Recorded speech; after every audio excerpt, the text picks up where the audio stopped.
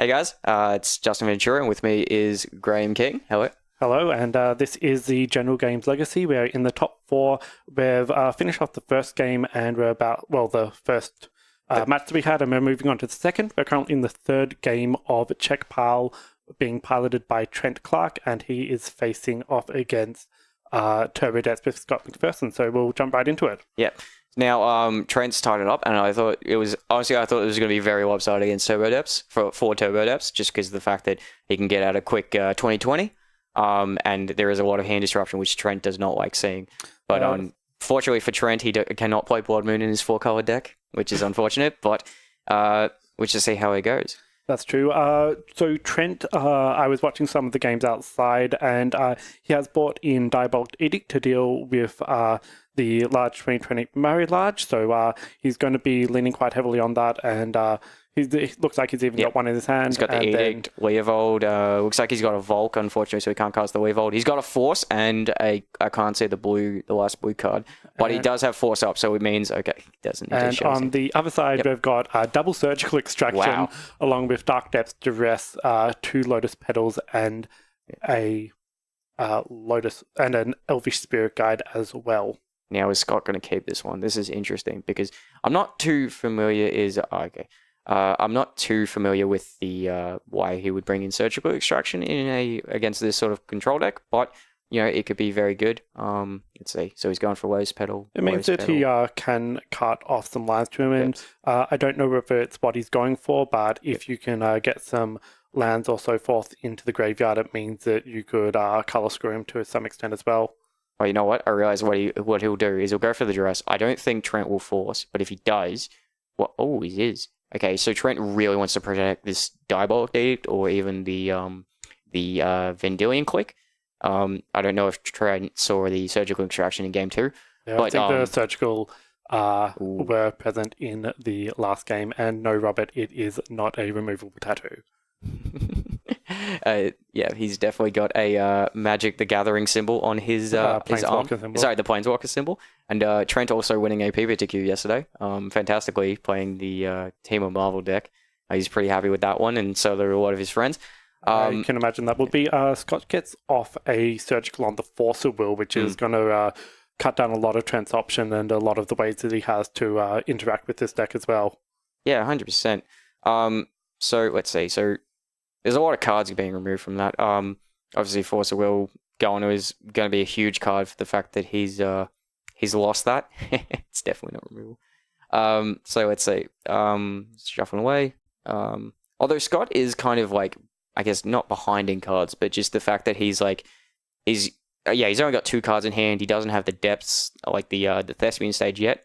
Although if he does top deck it, he will be able to create a 2020 Marrowage. Right. So he doesn't have a lot of ways to get the combo off, but there's 8 possible draws that he's got in his deck.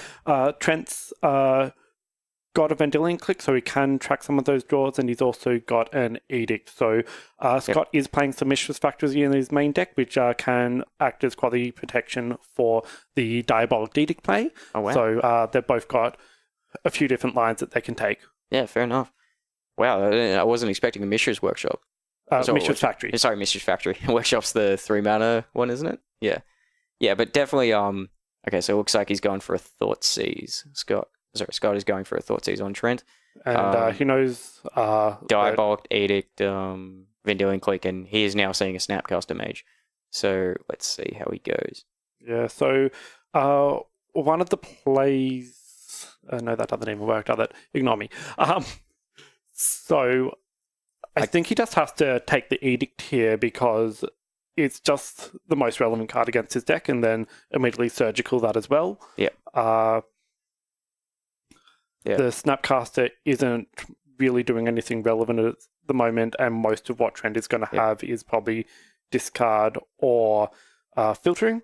Yep. The Vendilion Click is a little bit relevant in that can block a Marit Large token for 1 turn, but it's not going to be doing that for long. So it's got down to 16, tapping off the Urborg on the Dark Depths to surgically extract the Diabolic. You said what I reckon we might see Trent do is he might just play the Snapcaster Mage at the end of turn and just start using that as an ambush viper, and then maybe play the V-Click. So then that way he has a good clock sort of going. He's currently at 16, so it'll be about a a just 4-turn clock, and it's probably his best. Gives him one of the options to win because he doesn't have a lot of other options, and he doesn't really have that much hard counter going against what Scott's doing. Yeah. So he's definitely going to try and get the pressure on. Hopefully he plays the Snapcaster. If not, let's see. So there was only 2. Yep. Okay, there we go. So Trent's saying the line of he needs a clock. And this will probably be followed up immediately next turn by the Mendelian Click putting Scott on a 3-turn clock, as long as he doesn't draw any of those combo pieces. He might do it in his draw step just so he can. Hopefully he does. Oh, that's a good one. Cards. That is a very good card to find. Can V-Click can target that land? Yes. V-Click can only target spells, not lands. It can target the Elvish Spirit Guy, but it's not really relevant because it can still activate it off the Urborg in the Dark Depths. That is very unfortunate for Trent. There's a very good top deck by Scott. And that looks like it might finalize what we're doing here in this game. Ooh, Trent just slams them down on the table. It's not looking too good. I think you don't want him to draw anything else, so you just leave the Elvish Spirit Guide in hand. There's no chance that Scott's really going to be casting that, so better what you know than what you don't. Unfortunately, he doesn't have any ways to interact with that land once it's down, though, I don't think.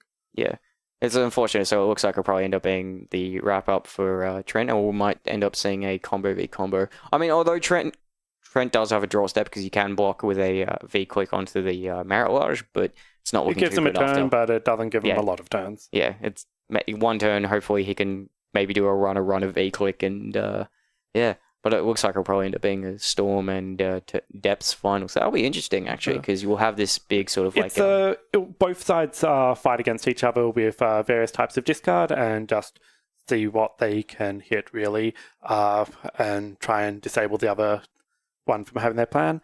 I'm not sure if Trent has any outs. There might be a Liliana in the list, but I'm not sure. I'm not too familiar with how the Czech pile setup is. I think the double black might be a bit too heavy on the mana base, even though it's already gone 4 colors. But that is true. There are 2 Jaces in the main deck. That's an out for him as well. Yep, he could. So if he blocks and then bounces, then that's a line. But he needs to be quite lucky with his draws there.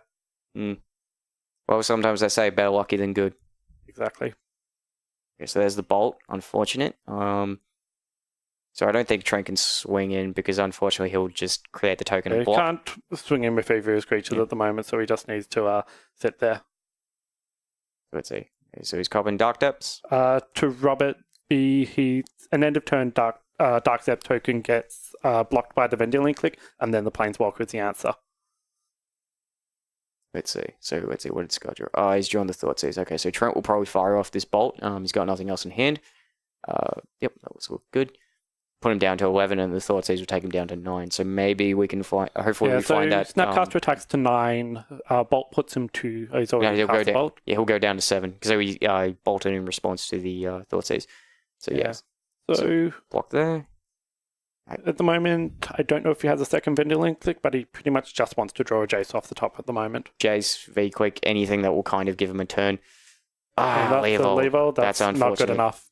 Yep, that's it. That's it. And so we have our top 2. It's going to be Scott McPherson on Turbo Depths playing against Michael Webb on playing Ad Nauseam Tendrils. So both combos, heavy discard on both sides.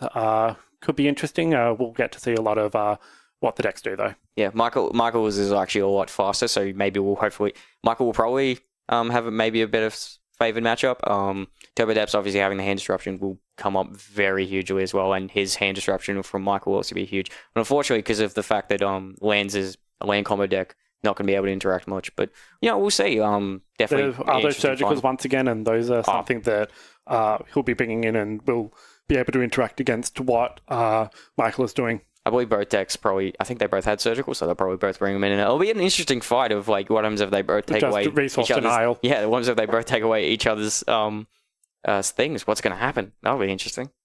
Yeah. Okay, well, we will see you in the top 2. It shouldn't be too much longer, and thanks for watching. Peace.